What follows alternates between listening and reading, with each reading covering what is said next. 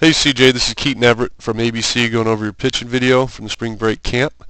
I'd like you to first just take a quick look at your full delivery before we go into detail and break down your mechanics. You know, pitching is a very dynamic, it's a complex motion, requires a great deal of mechanical efficiency, consistency, as well as balance, posture, coordination, and strength. And so first we'll look at what your balance and posture is doing. All right, that's one of the easiest and most obvious fixes for you here. All right, so first off, we're going to look at your posture. All right, you got pretty good posture starting off with your mechanics. All right, your weight's over that back leg, which is good. All right, so the posture is good. Now, balance-wise, athletically, we're not in a very good position. All right, our feet together is not a very athletic position. All right, just like when you're shooting a free throw. All right, your feet aren't together. You're not really stable. You're not balanced. So we need a little bit more athletic, meaning we need that foot a little bit farther out, just about shoulder width, maybe a little bit narrower. Just kind of that powerful position. That's like if you're doing a squat. You just need to be a little more athletic. All right, so just spread those feet out a little bit. That'll be a quick, easy fix right off the bat. All right, so now this front leg's right about here. Okay, so now we're going to look at this head. All right, this is also another thing on posture. Okay, so we want to maintain our posture, meaning we don't want to become shorter. We don't want to flex our trunk towards our feet. We don't want to extend our trunk to the back. We want to keep that upper body just like nothing's going on. All right, we don't need that spine moving anyway. Okay, so now as we look at this, as your motion starts going, all right, first off, I just want to say that this lower body, this leg, this knee lift is awesome. All right, looks good. It gets your hips in good position, and we'll talk about that later, but that's good. I like it. But watch how your head's starting to drop. Head's dropping, head's dropping, head's dropping, head's dropping. Almost leaves the box before you start forward.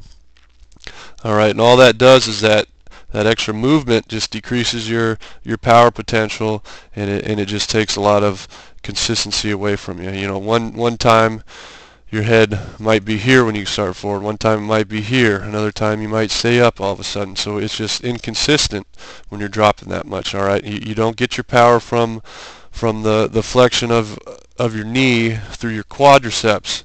You get your power through your hips. All right, so that's a big key. You don't get it through bending that knee a whole bunch. Okay, so fixing that is going to help you out a bunch, and that too is a strength thing. It's you know, especially at your age, you know, it's just that coordination, those neurological adaptations, kind of that kinesthetic awareness to be able to maintain your posture and keep that core tight, which will help you just as much as mechanics are. So that's something that you can look at with a strength coach too. Next thing we're going to look at is consistency of where you're breaking your hands. All right, we need those hands to break as that leg's coming down, and we need that hand to break at the same time so we can create the same arm path every time. All right, and so you're breaking your hands as your body's going almost completely forward. All right, and all that does is that just causes your arm to lag. It causes you to rush your arm through your delivery. It doesn't allow you to get on top of the ball. And it is just another inconsistency. So the more we can stay back, break our hands at the same time, get that same arm path, the more consistent we're going to be. Okay, so now we'll move along to what's happening at foot strike. Okay, so we're going to say that this is foot strike right here. One of the things I can see from this video, it looks like your foot is really closed off, almost to the third baseman. Okay, we don't need it completely straight towards the catcher, but somewhere, you know, a little bit closed, a little bit open, which is just going to help those hips get open and get the power through the hips. That's where everything, all that power potential, velocity is generated through our hip-shoulder separation. The more we can start these hips forward before these shoulders start turning, the more velocity we're going to have, the easier it's going to be on our arm. And it's just the most powerful position there. Okay, so one of the things that will help us get out there is getting this glove out over this front foot. All right, you're just kind of curling it back in, and what that does is that drops that shoulder open, causes this back shoulder to leak, and now this shoulder and your hips are going to turn at the same time. Alright, but we want the hips to turn it before the upper body. So we want the hips in this position and these shoulders back in this position. And again, that's going to have a lot to do with strength as much as it is mechanics. Alright, so that's just something that will get better with age too. Okay, so we need more hip-shoulder separation. And you can also see your posture, that head leaning over to first base. Alright, that's just another postural thing. If we had a video from the front, we need that spine straight. Alright, now as we're going towards release, we're seeing,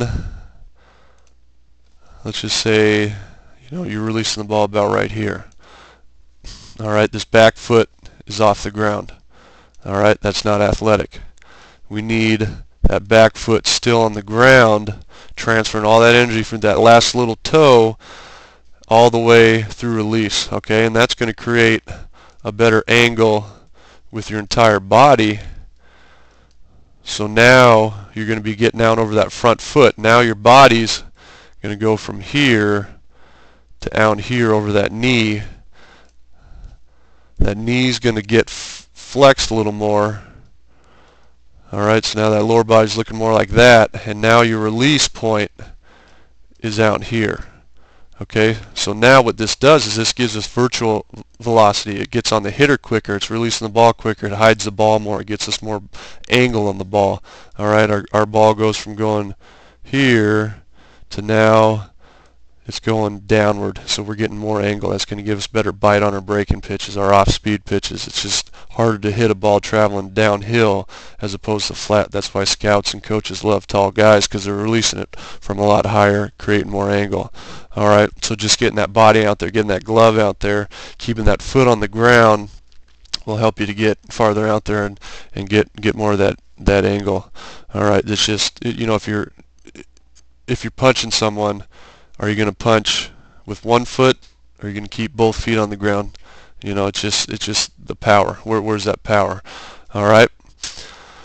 So that's about it. I mean, I really like how dynamic your hips are. You got a lot of potential to get power gained through those as you get older, as you get strength, as you get more mechanically inclined. It's really good how quick you are, how you're keeping your hips closed and driving those hips down the mound first, as opposed to letting that hip or that knee and foot flip open to start everything. Alright, another good thing I like at foot strike is that your posture is still good.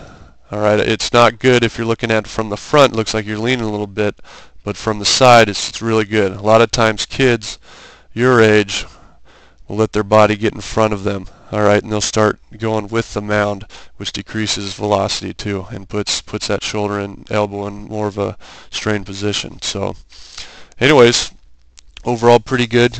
I hope you got a couple things you can look on to improve. I hope this will kind of help you in the right path to improve your efficiency, consistency, and ultimately velocity, and just get your body in a position of decreased injury risk and throwing the ball in the best possible position. So anyways, thanks again, CJ, for making it out to our camp this year. We hope you had fun and learned a lot. Hope you have a great season, and we look forward to seeing you again with ABC.